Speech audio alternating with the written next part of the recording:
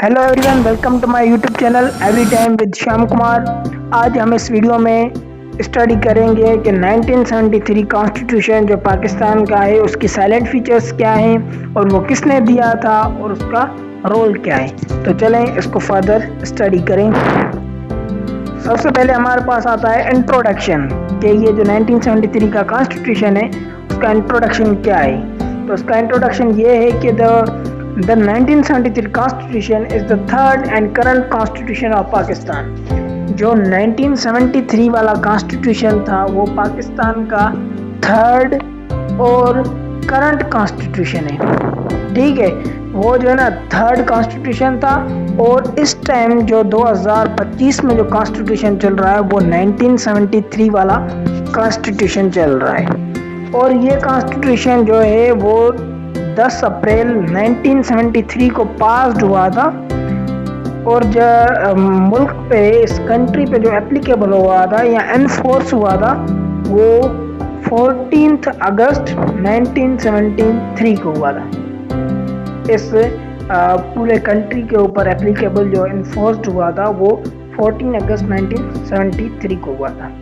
Okay, उसके बाद है it provides the legal framework for the country and defines the structure of the state. ये बात है कि जैसे हमारे पास कोई गाड़ी होती है, बाइक वगैरह, तो उसका कोई फ्रेम होता है ना जो उस चीज़ को एक स्ट्रक्चर बना के देता है और वो जो सारी बाइक जो चलती है वो उस फ्रेम के ऊपर चलती है ना। तो यहाँ पर भी वही सेम बात है ना कि जो कॉन्स्टिट्यूशन होता है वो एक स्टेट के लिए, एक कंट्री के लिए एक फ्रेम होता है और लीगल फ्रेम होता है ना, एक लीगल फ्रेम, और वो डिफाइन करता है उस स्टेट के स्ट्रक्चर को और वो जो सारी स्टेट है वो उस कॉन्स्टिट्यूशन के ऊपर डिपेंड करती है। ठीक है, ये इसका इंट्रो था। अब चलते हैं नेक्स्ट के ऊपर, वो है बैकग्राउंड। इसका बैक में क्या था, बैकग्राउंड में क्या हुआ। तो Pakistan had to earlier constitutions 1956 and 1962 वाला। पाकिस्तान के पास जो है ना पहले ही दो कॉन्स्टिट्यूशन मौजूद थे, एक 1956 वाला और एक 1962 वाला, और उसके बाद जो ये थर्ड कॉन्स्टिट्यूशन आया था 1973 वाला जो अभी तक यहाँ पे चल रहा है। Both were abrogated by military rule. ये जो दोनों ही कॉन्स्टिट्यूशंस थे तो इनको मिलिट्री रूल की तरफ से ख़त्म किया गया था। मिलिट्री रूल ने इनको ख़त्म कर दिया था। ठीक है, ये थर्ड कॉन्स्टिट्यूशन क्यों बना, तो उसके लिए ये कि need for a democratic and Islamic constitution lead to the 1973 constitution. हमें एक क्वेश्चन आया कि भाई हमें क्या ज़रूरत पड़ी कि हमने 1956 वाला और 1962 वाला दोनों ही कॉन्स्टिट्यूशंस हमने रिजेक्ट करे, क्यों। तो इसकी ये है कि need for a democratic and Islamic constitution. हमें एक डेमोक्रेटिक, क्योंकि आपको पता है कि पाकिस्तान एक डेमोक्रेटिक कंट्री है, तो उसके लिए उसको एक डेमोक्रेटिक और इस्लामिक कॉन्स्टिट्यूशन चाहिए और वो 1973 वाला था। ओके, उसके बाद है फ्रेमर्स ऑफ द कॉन्स्टिट्यूशन। तो ये कॉन्स्टिट्यूशन किसने बनाया था, prepared under the leadership of Zulfikar Ali Bhutto ने बनाया था। ठीक है, draft by constitutional committee with all political parties. जो पॉलिटिकल यानी कि बहुत सारी पॉलिटिकल पार्टीज थी उस टाइम में और कॉन्स्टिट्यूशनल कमेटीज भी थी, तो उन्होंने इस कॉन्स्टिट्यूशन को ना ड्राफ्ट में रख लिया था। फिर अनएनोनिमसली नेशनल असेंबली की तरफ से ये पास हो गया था जो अभी तक चल रहा है। इसकी साइलेंट फीचर्स बहुत सारी हैं, कुछ हैं मेरे पास। नंबर 1 है कि रिटन एंड रिजिड कॉन्स्टिट्यूशन। इसकी नंबर 1 का साइलेंट फीचर ये है कि एक ये रिटन था और रिजिड कॉन्स्टिट्यूशन। क्या मतलब कि it is a written document consisting of a preamble and 280 articles divided into 12 parts and several schedules. ठीक है, ये एक डॉक्यूमेंट रिटन था, इसमें 280 जो है आर्टिकल्स हैं और 12 पार्ट्स हैं जो सेवरल स्केचुअल्स में डिवाइडेड है। नंबर 2 हमारे पास आता है कि फेडरल सिस्टम। फेडरल सिस्टम यानी कि it establish a federal structure with a clear division of powers between the federation and the provinces. Federal system में ये था कि जो फेडरल गवर्नमेंट है, फेडरल को वो अपने पावर्स दिए गए थे, और जो हमारे पास प्रोविंशनल गवर्नमेंट है उनको अपने पावर्स दिए गए थे। It includes a concurrent list, और इसमें एक कंकरेंट लिस्ट भी थी, पर वो 18th जो amendment, 8th amendment, not 18th था, अच्छा ठीक है, 18th अमेंडमेंट में वो उसको जो है ना रिमूव किया गया था। फेडरल लेजिस्लेटिव लिस्ट थी एंड प्रोविंशियल लेजिस्लेटिव लिस्ट थी, उनको रिमूव किया गया था।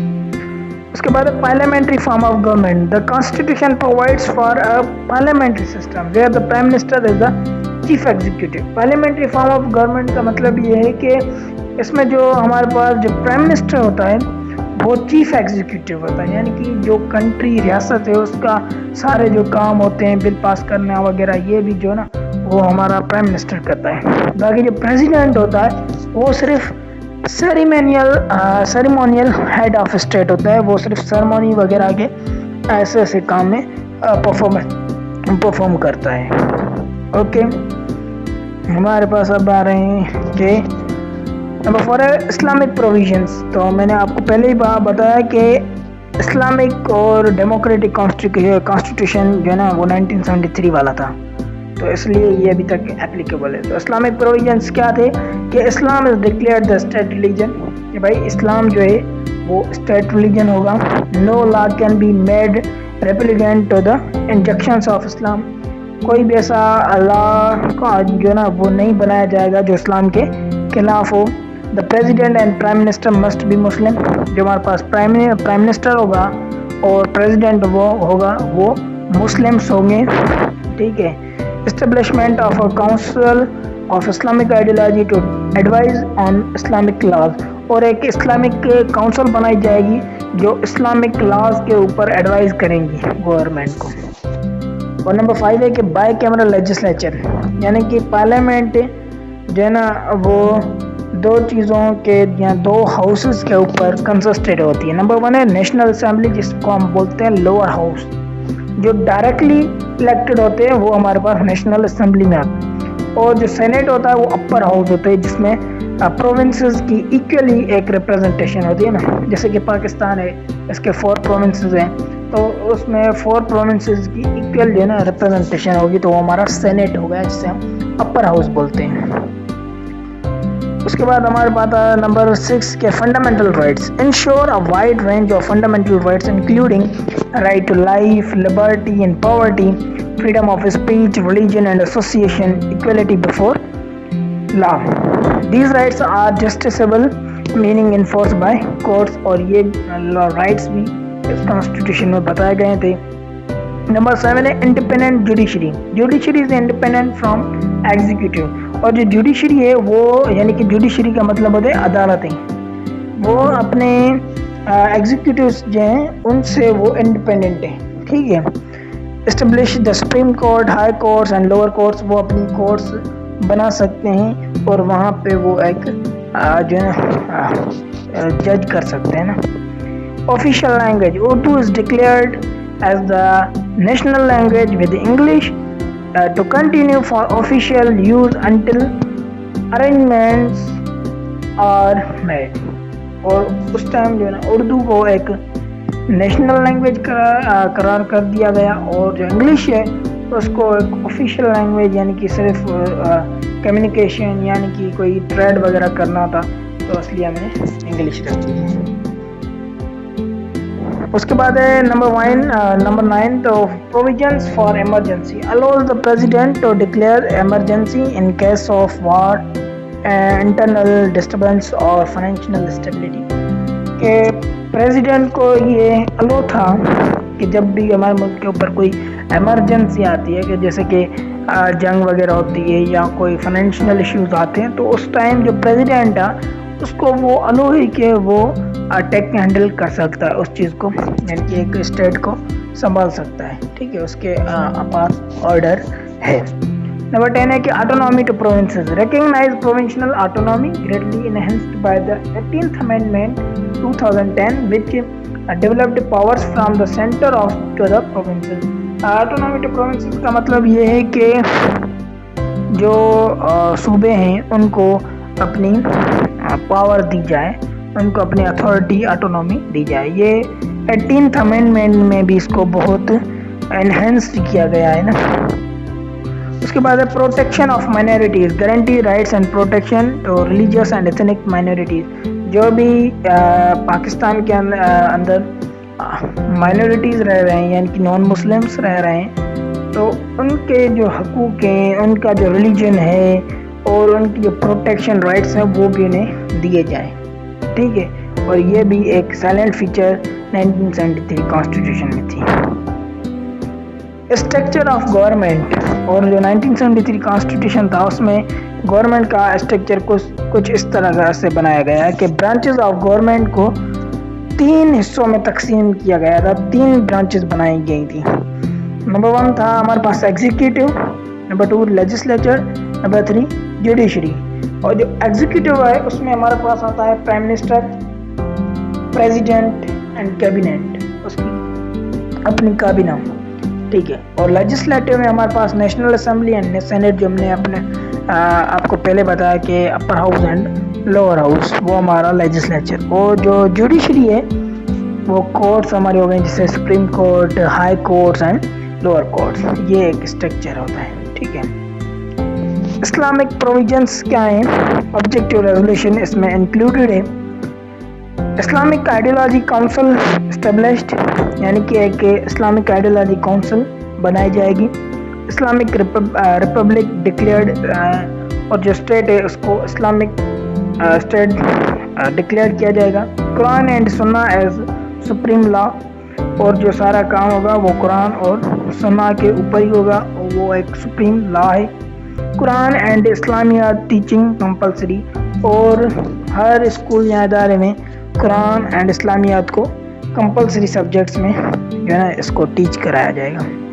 اس کے بعد امینڈمنٹس، کچھ نوٹیبل امینڈمنٹس ہیں جیسے 8th امینڈمنٹ جو 1985 میں آئی تھی، جس میں جو پریزیڈینشیل پاورس ہے ان کو انکریز کیا گیا تھا. اور جو 13th امینڈمنٹ ہے جو 1977 میں آئی تھی، اس میں پھر لمیٹیڈ سائز کیے گئے تھے پریزیڈینشیل پاورس کو. اور 18th امینڈمنٹ جو 2010 میں آئی تھی، جس میں ریسٹور کیا گیا تھا پارلیمنٹ کو and democracy and provincial autonomy کو. اور 25 جو امینڈمنٹ ہے جو 2018 میں آئی تھی، جس میں FATA ود خیبر پختونخوا کو مرج کیا گیا تھا. تو یہ ہماری امینڈمنٹس تھی. اس کے بعد یہ امپورٹنس کیا ہے کہ اس کو امپورٹنس کیا ہے کہ بھائی کیوں اس کو کانسٹیٹیوشن آیا، کہ یہ جو کانسٹیٹیوشن ہے یہ ایک پولیٹیکل سسٹم کو اسٹیبل کرتا ہے اور ڈیموکریٹک گورننس ہے. آپ کو پتہ ہے پاکستان میں ڈیموکریسی چلتی ہے، تو ایک ڈیموکریٹک گورننس ہے. یہ پروٹیکٹنگ فنڈامنٹل رائٹس، اور جو فنڈامنٹل رائٹس ہے یہ پروٹیکٹ کر رہا ہے. Maintained federalism and harmony, balanced religion with democracy, یہ اس کی امپورٹنس ہے. اوکے، تو ہمارا جو ٹاپک ہے وہ یہاں پہ ختم ہوتا ہے. اور آپ کو اگر کوئی کنفیوژن کوشچن ہے تو آپ پلیز وہ کمنٹ میں بتا دیجیے. اور اب ملتے ہیں نئے ٹاپک اور نئے ویڈیو کے ساتھ.